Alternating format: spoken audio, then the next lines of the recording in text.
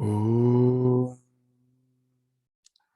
Tava Kathamritam Tapta Jivanam Kavibhiriritam Kalmashapaham Sravanamangalam Srimadatam Bhuvi Grananti Ye Bhurida Jana.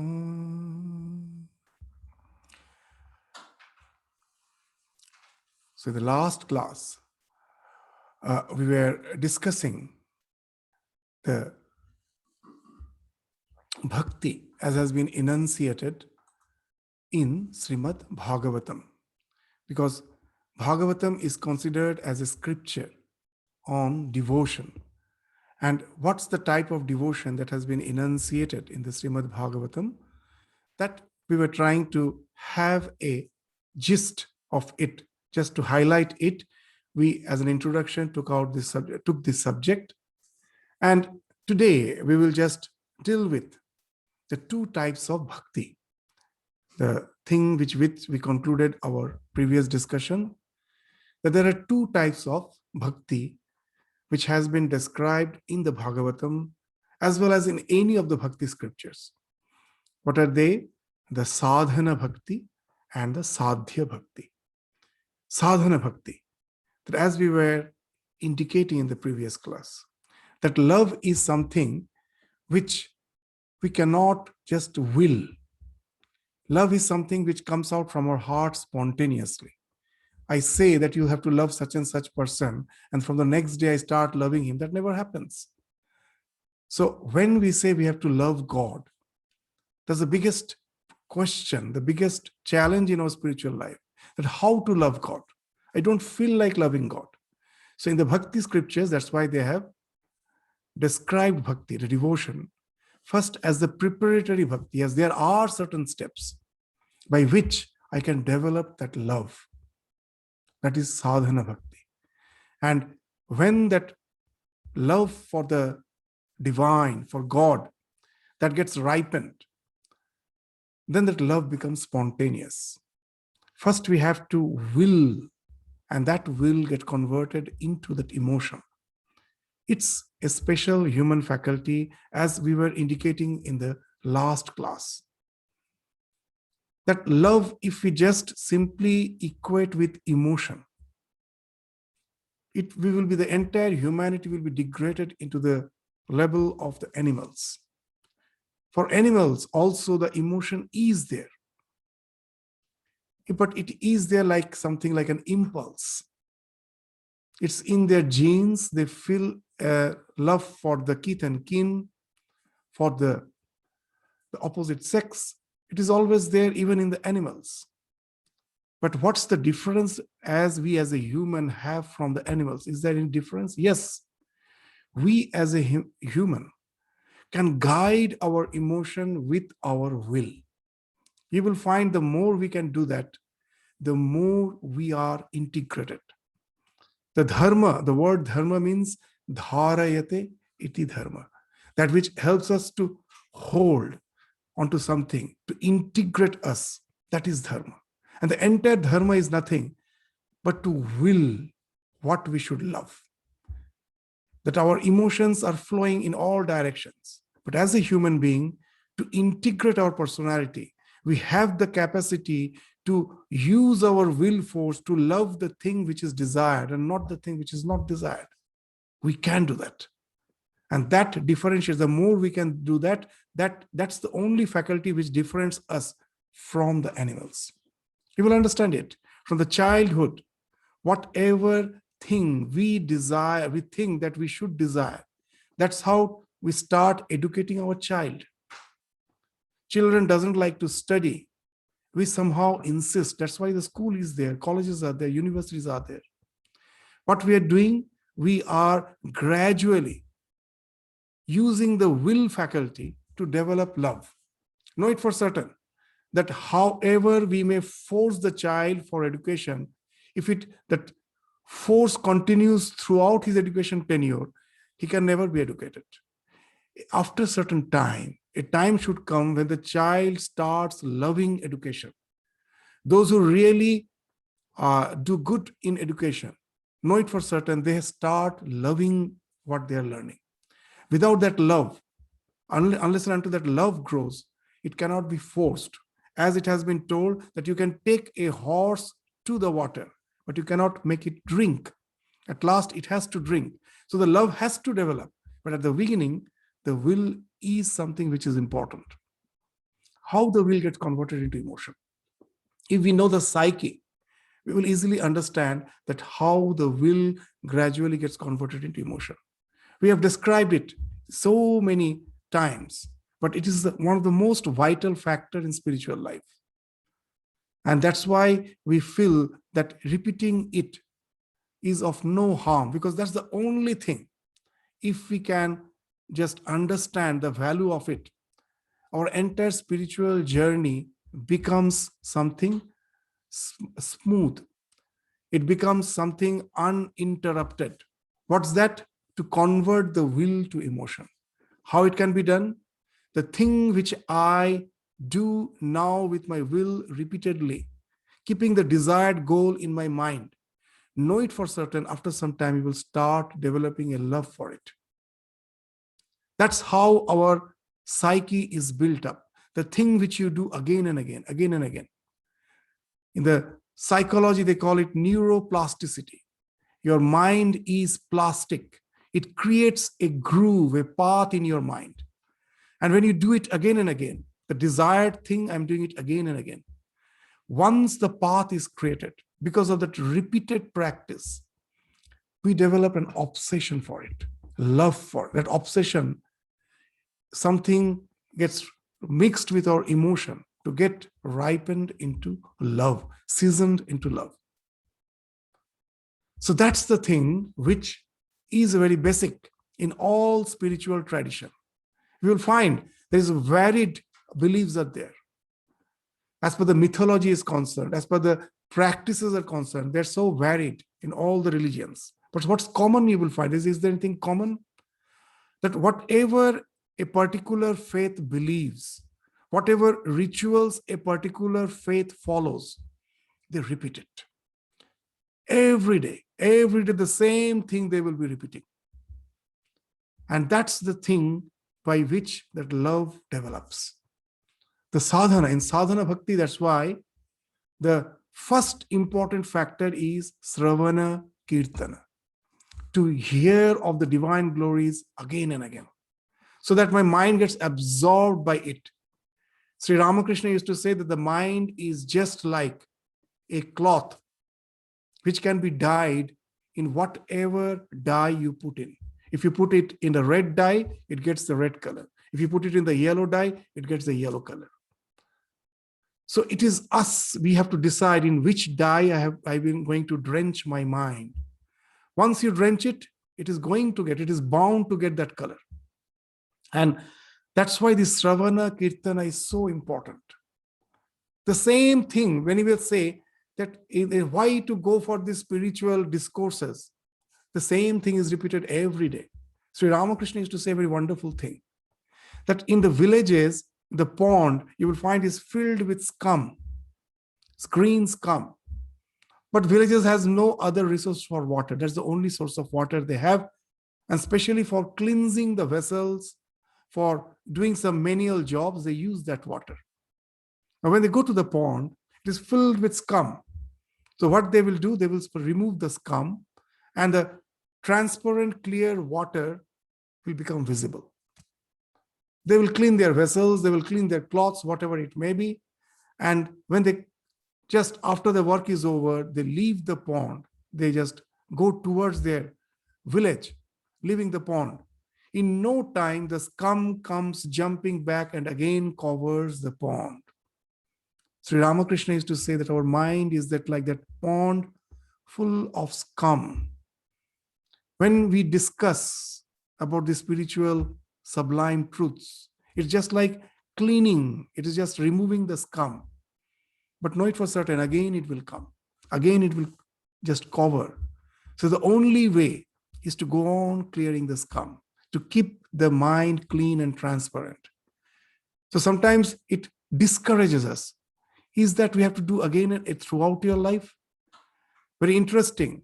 Sri Ramakrishna's Guru Totapuri, when he told the same thing with a different example, he gave the example of brass vessels, copper vessels. You all know, in the olden days, when they used to use those brass vessels, copper vessels, to keep them shining, to keep them polished, is something which you have to do again and again. Every day you have to polish. Otherwise, the shine is gone. There will be a layer which will hide the shine. So every day you have to polish. So Totapuri told Ramakrishna that mind is just like that copper vessel, it's like that brass vessel. Unless you polish, unless you go on repeatedly doing the spiritual practices, it loses its shine. And then Ramakrishna immediately retorted back, replied, a very nice way, very significant thing he told. He told his own guru, but what if the brass or the copper vessel gets transformed into gold? You need not have to polish the gold every day. So that's a very interesting thing Ramakrishna is saying, that Sadhya Bhakti is just like transformation of the copper or the brass vessel into gold. Once it gets converted into gold, there is no need for polishing. But till then, we have to polish it every day. That's what this Sravana Kirtana does. By constantly resorting to that, gradually what we are doing, the mind has a tendency again and again to get clouded. We keep it clean by this Sravana Kirtana. The same thing we go on discussing. That's why our scriptures has been called Purana. Bhagavata is Mahapurana. What the word Purana means? Pura api navaiva. That which never gets old. Ever aging, never old. It's not like reading a novel. Once the novel you have read, it's finished. You won't have any interest to read it again. But these scriptures, it never gets old. The more you read with your life's experience, as with your life's experience, you get ripened with your experiences. You will find the scriptures, the same words, reveals new meaning. There's some new meaning is coming out.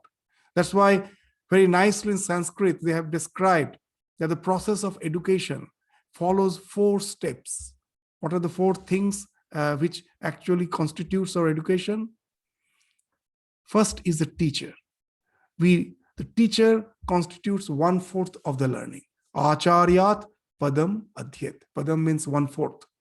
When the teacher is instructing, 1/4 comes from the teacher. But in a classroom, so many students are there.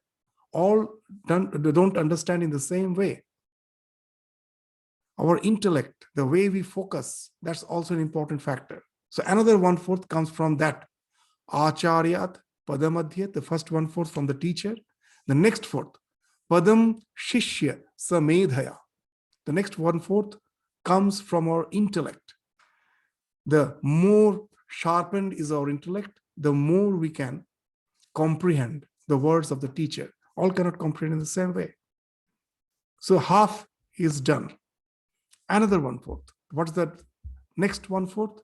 Padam sa brahmacharibhya. When the teacher has left the class, so nowadays you will find that students are having peer groups. They all sit as a peer groups. Why? To encourage discussion. There are some aspects of the instructions which the teacher has given, which one student have understood well. There is some aspect the other student have understood well. Now they discuss. And that way, the learning becomes all comprehensive. There are so many aspects. There is so many perspectives, which we all, as per our intellect, try to understand, comprehend. When we discuss so many aspects, so many perspectives of that learning, becomes something comprehensible to all. So that's the next 1/4. So 3/4 done. Last 1/4 is remaining. What's that? That's very interesting. Padam So if Acharyat Padamadhye, the first 1/4, Padam Shishya Samedhaya. There's the second 1/4, Padam Sa Brahmacharibhya. The third, the last 1/4, Padam Kala Kramenacha. There are certain aspects of learning which we can only learn by being seasoned by our life's experience. We cannot just simply learn by hearing. So that's why the parents have to have a lot of patience. The common complaint with all the parents: the children don't listen anything. Don't get frustrated. What you have to say, you say. Let the child react in whatever way you like. You know it for certain. Though they may be vehemently reacting, sometimes they will be babbling, speaking all useless things with all they think which is highly justified. We have to have the patience, the calm. What is the patience we should have? Know it for certain those word has entered into that child. It's not going to leave him or her. It's going to constantly, invoke the child. And with the life's experience, that's why you will find the children find the importance of the parents as they grow old. The older they grow, then they suddenly start realizing that what the role the parents have played in their life. As they get mellowed with their experiences, then they find that what my parents told were not useless. They have some value. So we have to have the patience. After instructing, have the patience that not to get hurt by the reactions which we see in them. Just we tell them that whatever I felt is good for you, I have told. Now what you are going to do with it, it's yours. And know it for certain. Those words, if it has been mellowed by your experience, is going to mellow his experiences or her experiences also. So gradually it happens, it comes. So the scriptures, the value of the scriptures lies there. The same thing may be repeated again and again. But as we get mellowed with our experiences, the words find new meaning. The gospel never gets old. The gospel of Sri Ramakrishna. It's a very nice, interesting story. One small child in the olden days in India, just immediately after the independence, when there were not sufficient orphanages. It's a real story. It's a real incident. When there were not sufficient orphanages, it's a very poor thing, where it was a very pitiable condition. The orphans sometimes used to be kept in these juvenile jails because there is nowhere to take care of them. So they have not done any crime, but they were kept there so that they can be taken care of. There were not sufficient orphanages. Now, one such child was extremely restless throughout the day, just running, jumping, frolicking. So how to keep him calm? The jail superintendent found that the child somehow is very intelligent and has a knack for studies. So there was a small library in the jail. So whenever the child will come, he will give him some book to read, mainly for the children. As it's a juvenile jail, the books were for the children. He will give some book to read. Every alternate day, the girl will return. It was a small girl. She will return and say, I have read the book. And will pester for another book. So the jailer or the superintendent, the jail superintendent is to give the child the book whenever it asks for. One day, the jailer was a bit busy with some work and the child came. And now the superintendent didn't have time to go to the rack and just give some book. In his table, there was a gospel of Sri Ramakrishna. He simply took it and just gave it just to get rid of the child. He told him, take it, go and read it. And he thought most probably in another 1 or 2 hours, the child will come back with that book. But interesting, he never came back. Days passed by, months passed by, and now the superintendent thought that most probably the child has lost the book. So he used to ask her, what about the book? Won't you return? Well, I am studying.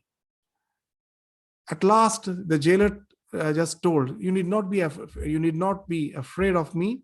Just tell the truth. Have you lost the book? If you have lost, I will just, because it's the library book, I will get another and keep a copy here. Because after all, it's a book of this library book, I have to replace it. So if you have lost, just tell me. Then immediately child brought that book. It was with her. And then he told that you just read all the books in 2-3 days and return. What happened with you? Why are you keeping this book for such a long time? And what that small child replied was something very interesting. In Bengali, she replied, it's a real story. It's a real incident. It's a written as an autobiography. The author's name I am just immediately forgetting, that he was writing in a nickname. So what the girl told was something really very, very significant. The girl told, "Shob boi ki para hoye jai," means in Bengali she is telling, can you just simply read and complete all the books? There are books which never gets over. And this person was really taken aback that a child has somehow realized that this is the book which you can go on reading again and again. You know how important it is, how when we get mellowed with life's experience, how these books become important. I will tell a real incident in the life of one of the disciples of Ramakrishna. His name was Purna Chandra. Now, Purna Chandra is a devotee of Ramakrishna, whom Ramakrishna really thought to be a very highly evolved soul. But somehow according to him, he was one of the 6 inner circle disciples of his. But somehow, because of the family pressure, he couldn't leave his hearth and home and join the monastic order. He had to be a family man. He had to marry. And now, when he was in his midlife, the family life, which was not meant for him, he was so fed up. At last, he thought that this life is almost waste. I couldn't, as I can choose the path which I was aspiring for. I wanted to be a monk. It never happened. I had to be forced, almost by force, enter into the family life. And now, Ramakrishna has passed away long back. Purna Chandra, he decided that let me end my life. Let me commit suicide. That's what, just see that a devotee of Ramakrishna of such a stature, he is contemplating of suicide. But after all, he's a devotee. What he planned, that he will take shower. After the shower, he will read 1 page of the gospel and then commit the suicide. That's what he contemplated. He took his shower, opened the gospel, and the first line that he read, it was very interesting. It was about him, that is written there. Purna balak bhakta, paramahansha purner mongol chinta koritechen. Purna is a mere child devotee. He's just a boy, mere boy, but at the same time, he has that good samskaras. He's a devotee. A very, very, intensely devoted to Sri Ramakrishna. He was among his inner circle. So he's a devotee, a boy devotee of Ramakrishna. And the next line is again interesting. Paramahansa Ramakrishna is constantly thinking of his welfare. Paramahansa Purner Mongol Chinta Koritechen. Ramakrishna Paramahansa is thinking of Purna's welfare. Reading this line, immediately closed the book. Tears were flowing down his eyes. Just simple words. It immediately brought a huge convulsion within him. That what a fool I am. Paramahansa is there constantly thinking of my welfare. And now I am sitting here taking my own decision to commit suicide. The Ramakrishna, my guru, who is there always to take care of me. And that one line, that simple line of the gospel, for us, it has no meaning. That simple line immediately as if transformed his life. He could never commit suicide. As tears were flowing down, he became, in spite of being in a family life, he became more aware of the presence of the divinity in his life. That in whatever state I am, my guru is there who is taking care of me. This thought became something in the forefront of his mind. Just simple one sentence. That became his mantra. That's why we are saying that the scriptures of that value. A simple sentence can overhaul your personality. It can change your life. It can suddenly give a new meaning to your life. And that's why these scriptures are read again and again. They are Purana, Pura api navaiva. They never get old, ever aging, never old. The word, this Purana, the Itihasa, the Ramayana, Mahabharata, they're called Itihasa. We simply translate it as history. It doesn't mean history.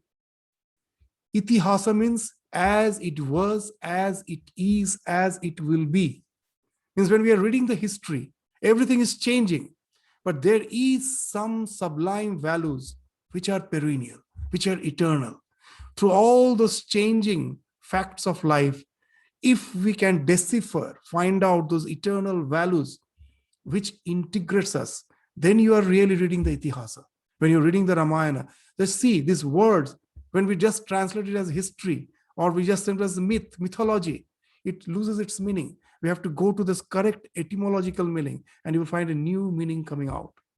So this Sravana Kirtana, the first thing that which in the Bhagavatam we find is of eminent importance. Throughout the Bhagavatam, we find the Sravana Kirtana. It actually starts with the Sravana Kirtana. When Parikshit found that only 7 days are remaining for his life, the only thing he did was Sravana Kirtana, nothing else. Hearing the glories of the life of the Lord for 7 days, and that was sufficient for him to take him to that ultimate realization before he left his body. Sravana Kirtana is of that importance. This Nama Gunagana, Sri Ramakrishna used to say. That's the thing. By constantly hearing, we imbibe those values. Like osmosis, like a process of osmosis, they just get internalized. We get saturated with all those, the divine qualities which has been spoken of. As Sri Ramakrishna used to say very interestingly, very nicely, that if you say that you are my child, it shouldn't be mere word. As my child, you are supposed to inherit my treasure, my property. Do you inherit? Now, Ramakrishna is a penniless person. What's the treasure which he's speaking of? It's a pure spiritual treasure, nothing else. Jnana, Bhakti, Tyaga, all those things he's speaking of. That's the thing. If we inherit, then we have the right to say that, yes, I am the child of Ramakrishna. Do we inherit all those treasures, spiritual treasures, which signifies his life, which highlights his life, which are the be all and end all of his existence? If we inherit that, then we can claim to be the child of Ramakrishna. So this Sravana Kirtana is the internalization. It's very much important. That alone can take us to the highest spiritual rung of the spiritual evolution, of the ladder of spiritual evolution. Constantly hearing of the divine glory, repeating the name. So repeating the name, as we told, it with will. Maybe at the beginning I have not developed the love, but if I do it with will every day, know it for certain, you're bound to develop love for it. That's how in popular in Bhagavatam there is a phrase which indicates that Bhaktya Sanjayate Bhakti. Go on practicing devotion, that will ripen into real devotion. As in the last class, we were indicating that in a hot, sultry weather, when a man is using the hand fan to cool himself, and suddenly the southern breeze blows, there's no need of the hand fan, that will fall off automatically. So all these preparatory bhakti falls off when it gets ripened into sadhya bhakti. So bhakti sanjayate, bhakti builds up, bhakti generates bhakti. Sanjayate means to generate. So we will say, how come bhakti generate bhakti? Yes, at the beginning, when I am trying to build my emotion with the will, that is preparatory stage, that is bound to get ripened into the real bhakti. In Chaitanya Charitamrita, in the bhakti tradition of Bengal, we find very nicely, Chaitanya Mahaprabhu also is indicating the same thing. And very nicely in Bengal, he's saying, Ei Harinam Nite Nite Bhakti Mukul Food Bechite. But how to how the bhakti will bloom in your heart, how devotion will bloom in your heart. Ei Harinam Nite Nite. Go on taking the Lord's name. The bhakti which is just a bud, most probably in your heart at present, know it for certain, it's going to bloom. Bhakti Mukul Fudbe. Fudbe means to bloom. It is going to bloom. Know it for certain. That's the thing which is going to happen. And once it happens, your work is done. You develop that yearning. Once that yearning develops, know it for certain, realization is just a matter of time. It's going to happen. As Sri Ramakrishna used to say, yearning is just like the red hue of the dawn. In the morning, when the sun is yet to be visible, you see the red hue. You know it for certain. In just a bit, it's a matter of few minutes, the sun will be visible. So Ramakrishna used to say that anuraga, the yearning, is just like the red hue of the dawn. Once it's there, the sun of realization is bound to rise in no time. So through this Nama Gunagana, through this Nama Sankirtanam, through this practice, when the yearning develops, first thing, it brings you to the realization. You realize, your ego falls off, it takes to the divine realization. It's no more imagination. It's no more mere practice. You as if face God. You're just in presence of the divine. You realize God just the way when you're talking to a person who is in front of you. Similarly, the divine is as if in your presence. In the words of Shankaracharya, it becomes Karatala Amalakavat. You are holding a fruit in your hand, a myrobalan fruit in your hand. It is as palpable as that. God realization becomes as palpable. So Anuraga can take you to that. That's the one thing. And the second thing which Ramakrishna says is yearning is like tiger, which is a voracious eater. What it eats away lust, greed, pride, anger, and all other propensities. How it happens? When you develop this tremendous love for the divine, for the sublime truth, all these obsessions are bound to fall off. You may say, how? In my life at present, if I have the liking for a particular delicacy, and suddenly a new delicacy for the first time I taste and I develop love for that, that doesn't mean that the delicacy which I previously liked, that falls off, the taste for it falls off. It coexists.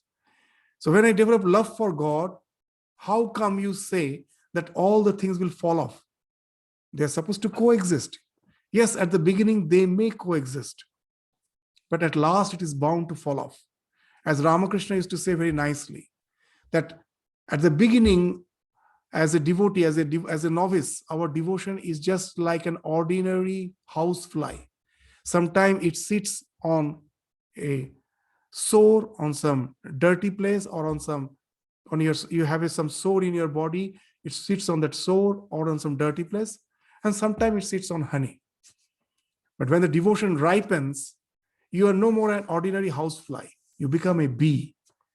You become a bee, a honey bee, which always will be sipping honey. It never sits on dirt. So gradually, when this love gets ripened, there cannot be any question of dwelling in all the other sensate pleasures of life. Ramakrishna has a wonderful way of, through example, to explain these ideas. He is to say that if you are attending a party and there you are most probably drinking, some alcohol has been served. So he says very nicely that if you have just taken one or two sips, a little intoxication is there. You can maintain both. You can still socialize as well as still enjoy the intoxication. Both can go hand in hand. But if you go on drinking, what will happen? All the socialization is bound to fall off. You get so intoxicated. So that's why he's saying this to give the same example. But as the devotion ripens, the other thing falls off. This is the thing which, like a yearning, is like that the voracious eater, like a tiger which is a voracious eater. It takes away.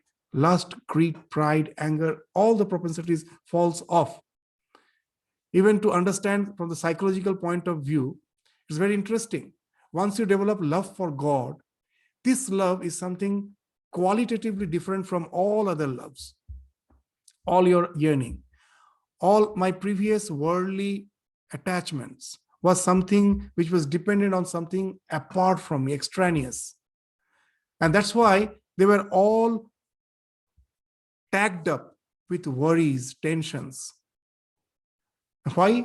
Till I get my desired object, the fear was there, the worry was there, I may not get it. And when I get it, still the fear is there, I may lose it. Whether it's our relation, whether it's the wealth, whether it's position in life. Till I get it, the fear of losing it is there. Once I get it, the fear of losing it is there. Till I get it, I may not get it. Once I get it, I may lose it. So all our desires are always mixed with fear. This new love for the devotion, it is something internal. It is not dependent on something external. Once you have it, it is there for you for once for all. It is not in any way that way linked with worries, fear. And this is the thing, when I have developed love for something which is in no way linked with worry, linked with fear, I have a tendency to resort to it more and more. It's just like you have designed a road, you have developed a road which has no traffic, which has no junctions. Previously, I had to go to the CBD through the traffic. There was no other way. And then suddenly one freeway has been built by the government. Now the natural tendency will be to go through that freeway, which has no junctions. Why should I go through the traffic if I can have a freeway? So this love for God is just like a freeway, which we have developed in our psyche. Once you develop, all other roads, which are full of clashes, tensions, competitions, that falls off. And that's how the yearning, like a tiger, eats up all the so-called propensities, like a voracious eater eats up the lust, greed, pride, anger, and all propensities. So these are the twofold benefits of that yearning, which develops by constantly practicing devotion. When the yearning develops by the practice of devotion, you have started feeling that love for God. It has started getting so intense that sometimes we say, I have love for God, but there is no change in my life. But is it real love? That's why Sri Ramakrishna used to give that example, that when a disciple told that I yearn for God, but I have no vision, then the guru took him, this teacher took him for a dip in the nearby pond. And when they were about to take a dip, the guru thrusted his head inside the water, disciple's head inside the water. And he was trying to come up to breathe. The guru was not leaving him. He forced him inside the water, thrusted his head inside the water. After some time, he was released. And then the guru asked, how were you feeling? I was gasping for breath. Why did you keep my head thrusted down?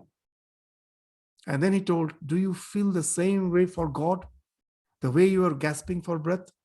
That the world, as if you are being drowned by the worldliness and you really want to, the fresh air of divinity? Is your yearning that much? If you have that yearning, know it for certain. Spiritual realization is a matter just of a few moments. It is going to happen. And all the so-called, your propensities which binds us down, they're bound to fall off. They are not, in no way, they're going to disturb us, perturb us anymore. So that's the first thing of the sadhana bhakti which has been spoken of. In all the spiritual traditions, if you ask the common thing, you will find, yes, the forget about the doctrines and other.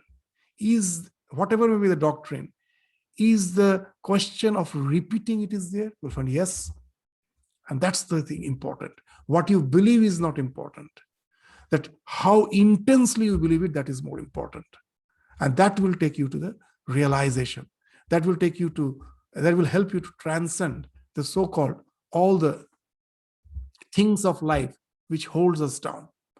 So that's the first thing which helps us to ripen the sadhana bhakti to sadhya bhakti. The next is Sadhu-Sanga. Throughout Bhagavatam, it starts with that. You will find that the Sadhu-Sanga, the company of the holy person. Who is a holy person? Again, in the Chaitanya Charitamrita, very nicely it has been described. Jahare dekhile chite ishto udoy hoy. Tahare janiyo tumi bhakato nishchoy. Just by seeing a person, suddenly you find all the sublime things which you aspire for. Those things are getting enkindled. Suppose you don't feel like meditating and you go to a person and you just suddenly are in association with a person, you find that from morning till night, he's always absorbed in the divine mood. Just think if you were in the presence of Ramakrishna.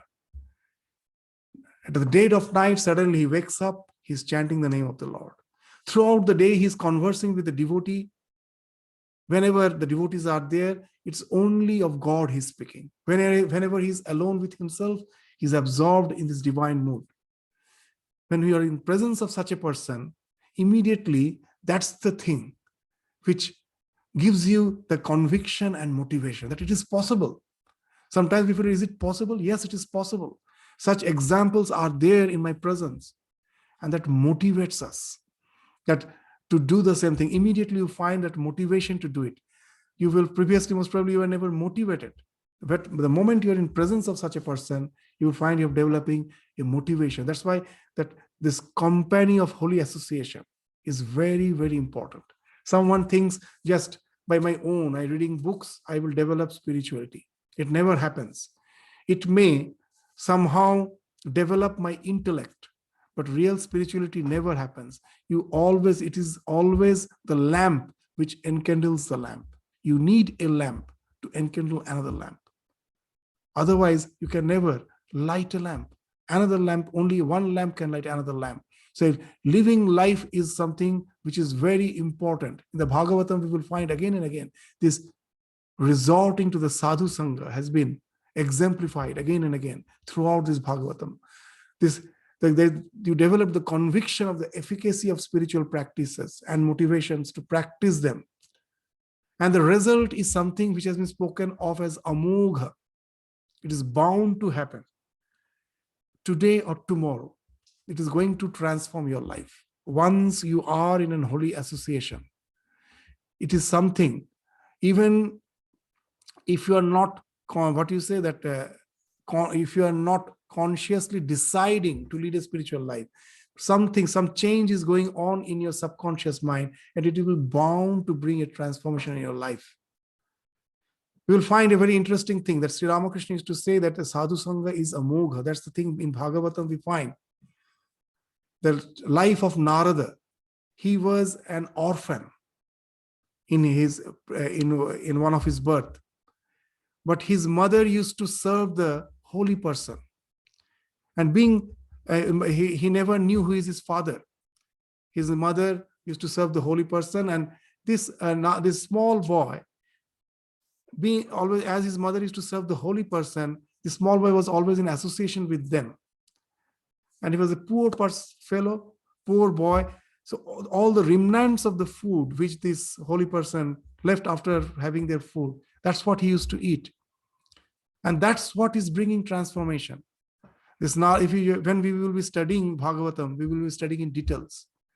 In the life of Ramakrishna, we find that the character called Girish, he used to say that so much of sin I have done in my life. If I would have known previously that there is a place where I can dump all my sin and become pure, he was saying that about Ramakrishna. If such a person was there, I would have committed still more sin, because at last there is some place I can dump them all. He was a poet. So in a poetic way, he's saying that he was so much convinced of the transforming power of the holy company. One day, when in presence of Ramakrishna, Girish was just saying that there is no change happening in my life. All the evil propensities are still disturbing me. And Ramakrishna immediately scolded him by saying, "You rascal, do you think an ordinary water snake has bitten you? Ordinary, this poisonless water snake has bitten you? You have been bitten by a cobra. And now you may run anywhere. You may go to the top of the mountain. You may just go and hide in the bottom of the ocean. The poison is going to act on you. You're going to die." So this holy company is just like being in the presence of a cobra, being bitten by a cobra. The divine propensities has like that this poison has as if entered, but this is not poison. This is nectar, which is bound to change your life, transform your life, overhaul your personality. And that's the thing which is being indicated by Sadhu-Sanga. There's a very nice story which Swami Vivekananda used to say to his devotees when he was in America. It's not mentioned in the gospel. In the gospel of Sri Ramakrishna, the Mahendranath, the Master Mahashaya, who has compiled the gospel of Sri Ramakrishna, he used to go on the weekends. So on the weekdays, so many other conversations used to go on, which is not in the gospel, which we find again in the conversations of the direct disciples of Ramakrishna. So one such story which we hear from Swami Vivekananda, which he narrated when he was in Camp Percy. He was there to take some rest, but he was with his devotees. Even a holy person, when he's resting, his work never stops. Even as a casual conversation, so many holy thoughts, holy words comes out of their mind, from their mouth. And that's what has been recorded. His conversations when he was in Camp Percy. One such incident he was indicating. He's saying that Ramakrishna used to say this story as allegory. What's that? That it was an allegory of a witch. A witch used to stay in a forest, in the bank of a reservoir. A huge reservoir was there. He used to stay on the bank of it. And now this witch had a wonderful characteristic. What's the characteristic? Her hair can be elongated as long as you go on stretching, it will go on elongating. So now when anyone is to come from the village to take a dip in that reservoir, if the witch was hungry, she will immediately just catch hold of that person and simply swallow that person. But if she was not hungry, now when she will be hungry, she will be in need of some food. So what she has to do, she will somehow conspicuously, without the knowledge of that person, tie one of her hair on the toe of that person. And now that person won't know. He may return to the village, as that hair has that capacity of extending infinitely. It goes on extending. The more it is stretched, it extends. And most probably at the dead of night, the witch is hungry. Now she will pull the hair and drag that person and have him. So that's the story Ramakrishna used to say. And now Naren asked Swami Vivekananda asked his devotees, "Do you know who is the witch?" So they never understood that who is the witch. And then Naren told, Vivekananda told, Ramakrishna, the Guru is the witch. To some, the realization, his blessing is immediate. For some, it may take some time because of our sanskaras. It may take some time. But know it for certain, she is going to pull you, drag you, and have you. Devour all your so-called evil propensities and make you pure. So that's something which is being indicated in the Bhagavatam again and again. That resort to the name, resort to the divine glories, be in association of the divine personalities of the holy company. In this age, of course, reading of the book, if you're reading book for knowledge, that is something different. But if I read the gospel, that is also a Sadhu-Sanga. Where can I get holy person always? The gospel has been written in such a way, the Bhagavatam has been written in such a way, as if you are in the presence of the divine. The divine play is being enacted in your presence. So that way you can resort to Sadhu-Sanga through the study of the scriptures. That also has been highlighted again and again in the Bhagavatam. So Nama Gunagana, Sadhu-Sanga, and nirjanavasa. These are the three things which Ramakrishna is again and again stressing, is very much required in a spiritual life. That if not possible for prolonged term, at least for 3 days, be alone. Don't be with your kith and kin, with your family members. Take a leave and try to be alone. Nowadays, to be alone has become very difficult. Even if you are alone, the mobile is there to bring the entire world to you. So alone means nothing, not even the so-called all the social media. You don't resort to your phone, you don't resort to the TV, nothing. If you can stay alone for some time, the thing that dawns in your mind, the constant engagement in your life makes us forget about one thing. That is, the life is impermanent. If you try to be in solitude for just 1 to 3 days, you will find that's the thing which immediately pops up in our mind.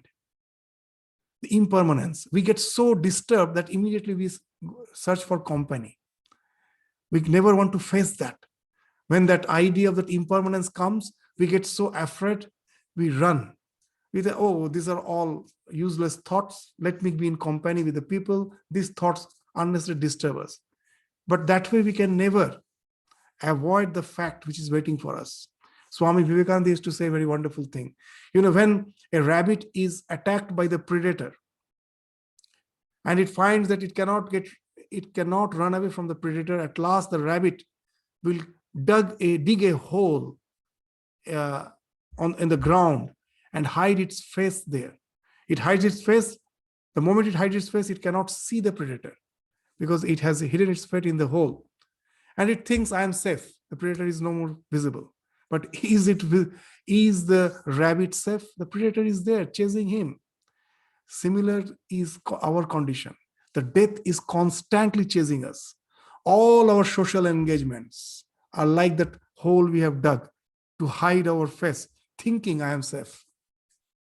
Nirjanavasa is somehow to come out from that hole, face the reality. It is bound to happen. If you somehow get a chance, just try to be alone. At the time of COVID, for many of us, the idea of impermanence we found is dawning in our mind, and we somehow thought it is a COVID which makes this thought of impermanence prevalent in our mind. But it's not the fact. It's not the COVID. It's your social isolation that has actually made the thought of impermanence more prominent in your mind. In the Bhagavad Gita, that's why it has been told again and again, anityam asukham lokam. To realize this, you have to be in solitude. And when you realize that, what happens? You are bound to anityam asukham lokam imam prapya bhajaswama. The only thing is to hold on to something which is eternal, which is permanent. Not to just simply cling to the something which is flowing. And this Nirjanavasa helps us to have this idea of impermanence awakened in our mind, so that the urge for holding on to the spiritual dimension of our existence, that becomes more and more prominent. So these are the 3 things which Ramakrishna is in his gospel stressing, which actually we find is the theme of the entire Bhagavatam. Through various incidences, these are the things which has been again and again highlighted. And last but not the least, at last we have to have that patience in spiritual life. Everything doesn't happen in a day. We have to have the faith in God. Sri Ramakrishna used to say that when that we are in some danger, we feel quite safe when we just take shelter under a person whom I know to be very righteous. He is a very righteous person, and I am under his shelter, and we feel that we are in the security zone. Ramakrishna used to say, what type of faith you have? You say you have faith in God, who is the most righteous person. No one can be more righteous than him, and still you feel unsafe. How can it be? So this patience leads to sharanagati, resignation. If you say you have resigned to the divine, even in our day-to-day life, When I am in some crisis and a small child is in some crisis, the moment it is near its mother or father, it feels safe. And the Lord, whom you say that you believe in him, how can there be the question of a sense of insecurity when you say that you have uh, taken resignation, you have resigned your life to the divine? It's contradictory. So that Sharanagati should come, resignation should come. That's been highlighted again and again in the Bhagavatam, and that's the ultimate instruction of Bhagavan in Bhagavad Gita. In the 18th chapter, he's speaking of that Sharanagati. Sarva dharman parityajya mamekam sharanang vraja. Aham tvam sarva papebhya mokshaishyami ma shuchah. After teaching all the yogas, karma yoga, bhakti yoga, jnana yoga, raja yoga, at last he's speaking of resignation, sharanagati. Why at the end he's speaking of sharanagati? All those yogas you will find at last is just to tire you up. You get tired. Your wings get tired. The bird was flying, couldn't find any shelter. Its wings get tired. And then the real Sharanagati, resignation comes. Oh Lord, it's only you who can help me out. And when that's real, that resignation comes, then the God's grace is bound to be showered upon you. It's not that the God's grace is not showered. It's constantly showered. It's our ego. It's our all the idea that with my own effort, I can do something that is not allowing the grace to find expression in our life. The moment that effort falls off, to understand that we give that example, when you have climbed a tree, you are sitting on a branch, to fall, there's no need of any effort. There's no effort required to fall. You just leave the hold, the gravity pulls you down. Similarly, in this tree of samsara, we are holding to the branches of this tree of samsara. If somehow we can leave the hold, the grace will pull us up. So this leaving the hold is what is meant by Sharanagati. This throughout life, that if that resignation comes, know it for certain that it is the God's grace which is going to work and which is going to bring a tremendous transformation. It's not little by little. Suddenly a huge transformation will come, and that's how the God's grace works. There's a very nice incident in the life of Latu Maharaj, one of the direct disciples of Ramakrishna. He was also illiterate, like Ramakrishna, as per our so-called academic education is concerned. So Ramakrishna himself one day tried to teach Latu the alphabets, and he failed. So because in the pronunciation there's a bit, there's an accent, difference in the accent in the Hindi belt and in the Bengali belt.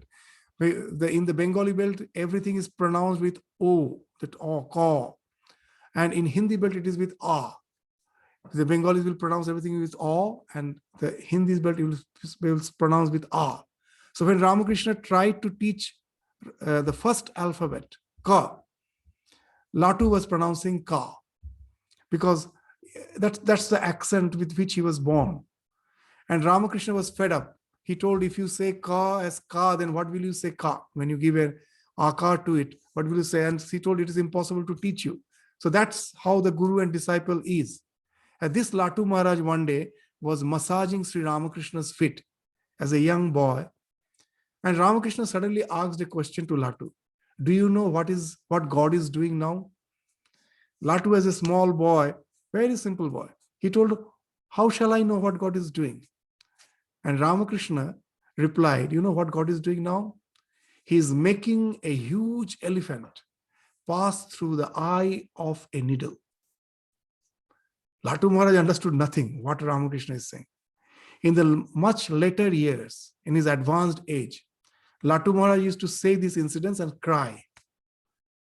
And in his Hindi mixed Bengali, he used to say what the main idea behind what he used to say is that I never realized when I was massaging his feet, he told me that now God is making a huge elephant pass through the eye of a needle. I never realized what he told. Now I realize. that I am an illiterate person. I have no such spiritual background.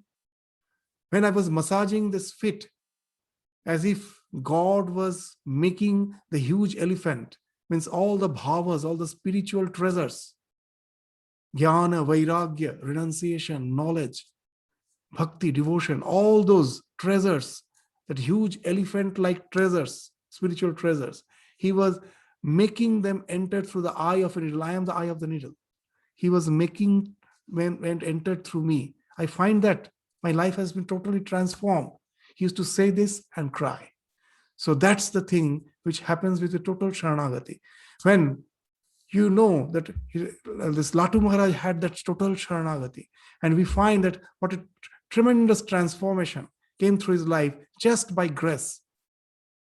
So these are the factors which we will find in the Bhagavatam has been highlighted again and again through the various incidences. So that's why we started our discussion in the last class, that we will find that for most of us, bhakti is the way, as per our temper, that is the easiest way. We don't have the tremendous willpower, the tremendous renunciation to just renounce everything in one go.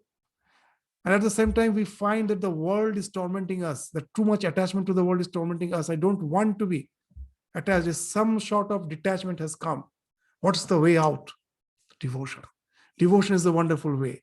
If we can hold on to that, the devotion, through the practices which we have tried to highlight in today's discussion. When we start with the slokas of the Bhagavatam, these ideas will be much more elaborated. We just try to have a crux, a nutshell of the bhakti which has been spoken of in the Bhagavatam, how to practice it. For the next class, without extending our introduction for longer, if we can just continue with the discussion, we will just enter into the text. We will enter into the text and continue with our discussion by highlighting all these ideas in a much more elaborate way, as and when these slokas will permit us to discuss them in a much elaborate way. We will go on with our discussion. So with this, we stop our discussion today. From the next class, we will start our study of the Bhagavatam by resorting to the text, not all the text, as we told, it's a huge scripture, the selected text which we find has something to do with our day-to-day spiritual journey. So with this, we conclude our discussion today. Thank you all. Namaskar.